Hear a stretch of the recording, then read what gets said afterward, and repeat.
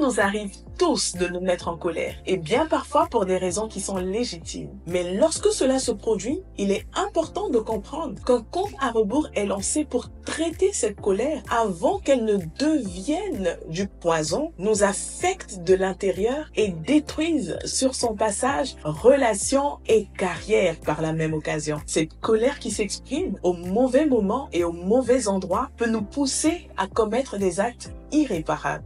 Dans la vie professionnelle, la colère peut devenir votre pire ennemi. Pourquoi? Parce qu'une colère mal gérée peut compromettre votre réputation et ternir votre image professionnelle. Aujourd'hui, nous allons voir ensemble comment empêcher que la colère ne détruise votre carrière. Je vous partagerai 5 choses essentielles à ne jamais faire lorsque vous êtes en colère. Vous êtes prêts? C'est parti!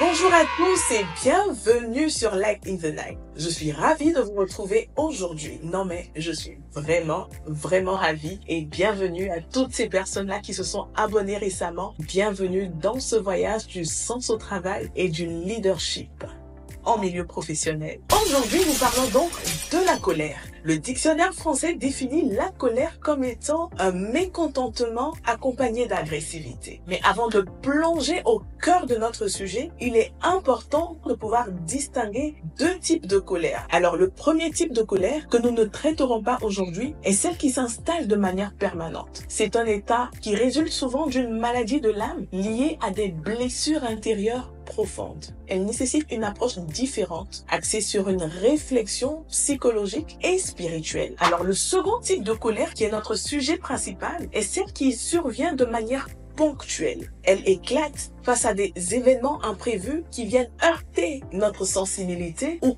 confronter notre ego. On dit souvent brûler de colère et c'est très vrai parce que la colère est comme un feu qui nous embrase. Toutefois, lorsqu'on est conscient des ravages qu'elle est capable de faire, il est nécessaire de réfléchir à 2 fois avant de la laisser exploser. La colère augmente la pression artérielle, le rythme cardiaque et le niveau de cortisol, qui est l'hormone du stress, augmentant ainsi les risques d'accidents cardiovasculaires et les troubles de sommeil. Au travail, les effets de la colère sont tout aussi dévastateurs. La colère a un impact négatif sur la collaboration. On parle souvent d'environnement toxique. La colère favorise également une diminution de la concentration. Lorsqu'on est en colère, on a du mal à se concentrer, ce qui entraîne inévitablement une baisse de la qualité et de l'efficacité du travail. À long terme, une colère mal gérée peut causer du stress chronique et affecter votre bien-être général. Lorsqu'on est en colère, on a envie de tout casser, n'est-ce pas? On est tenté de laisser libre cours à ce feu qui nous consume de l'intérieur pour régler la situation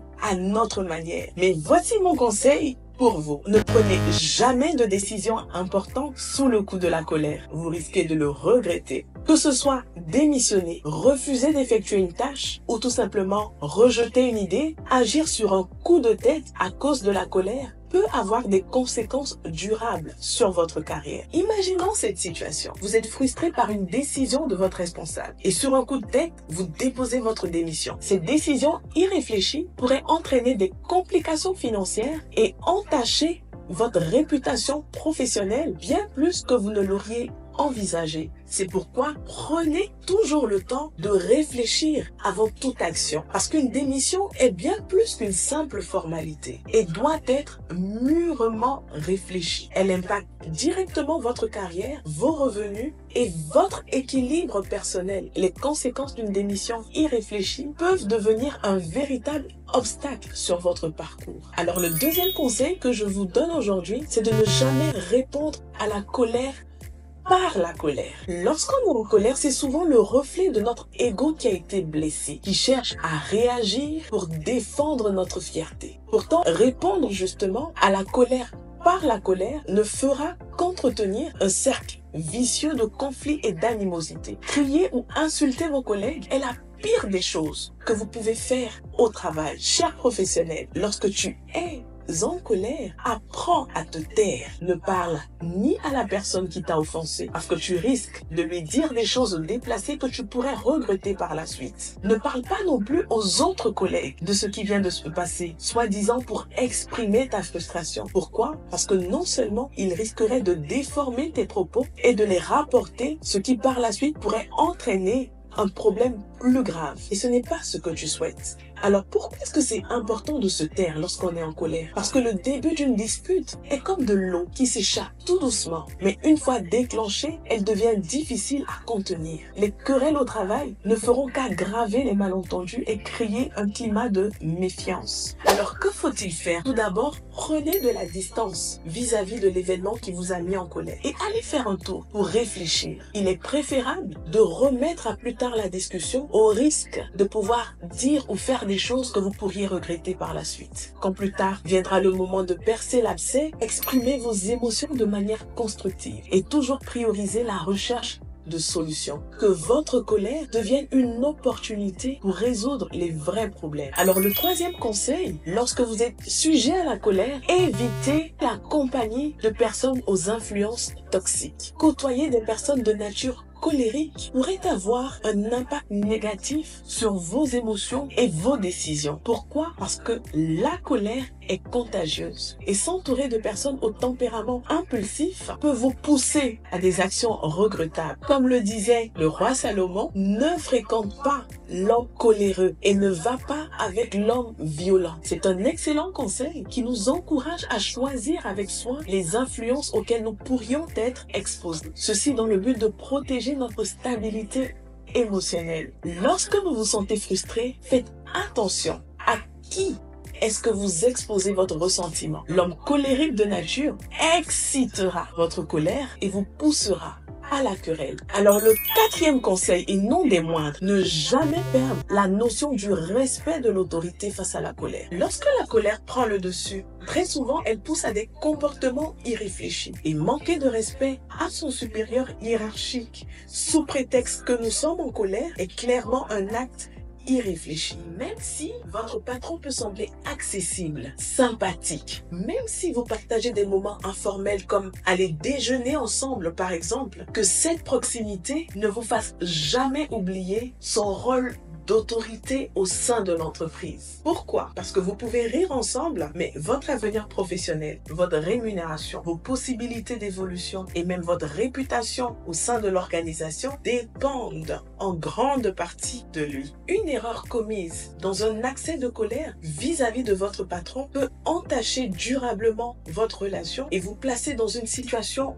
délicate. Il faut toujours garder en mémoire que le respect de l'autorité est essentiel, qu'il soit parfois difficile, qu'il manque de compétences. Et même s'il agit de manière injuste, il reste néanmoins votre patron. Si vous choisissez de rester dans cette entreprise, vous lui devez le respect dû à son rang. Le défi sera donc de trouver le juste équilibre entre le respect de son autorité et la défense de vos intérêts personnels. Cela ne signifie pas qu'il faut accepter n'importe quoi. Cela signifie plutôt qu'il faut trouver des manières constructives de gérer les conflits dans lesquels vous êtes impliqués. Alors le cinquième conseil pour aujourd'hui, n'emporte jamais ta colère, ta frustration professionnelle à la maison. Ce point est particulièrement important parce qu'un événement isolé qui s'est produit au travail ne devrait jamais venir perturber l'harmonie de votre vie de famille. Ta maison doit être ton havre de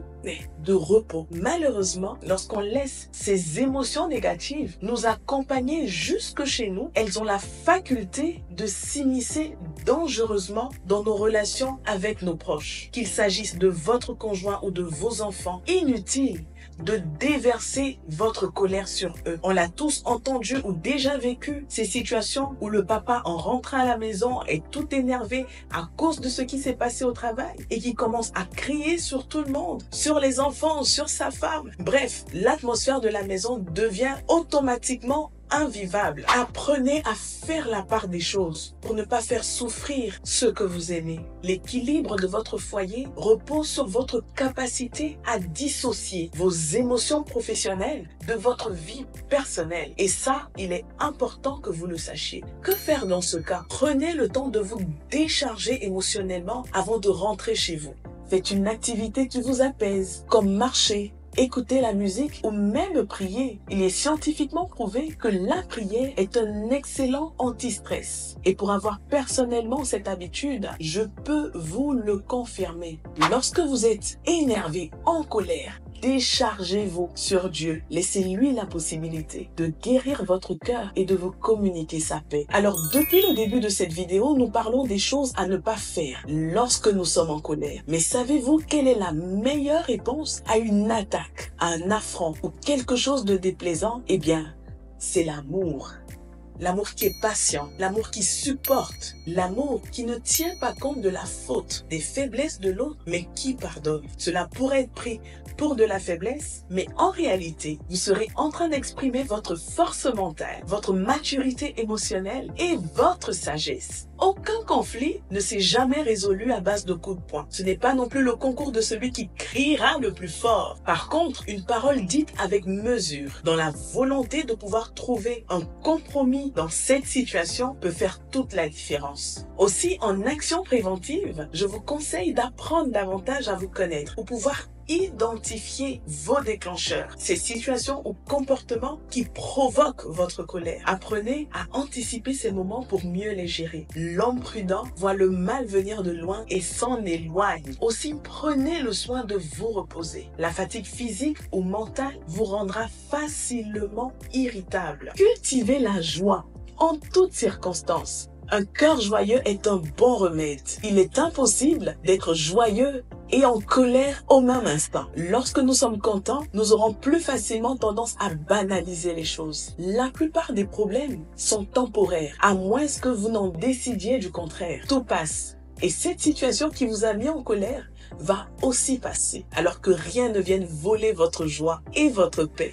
Apprendre à reconnaître et à gérer ses émotions est une discipline qui s'apprend.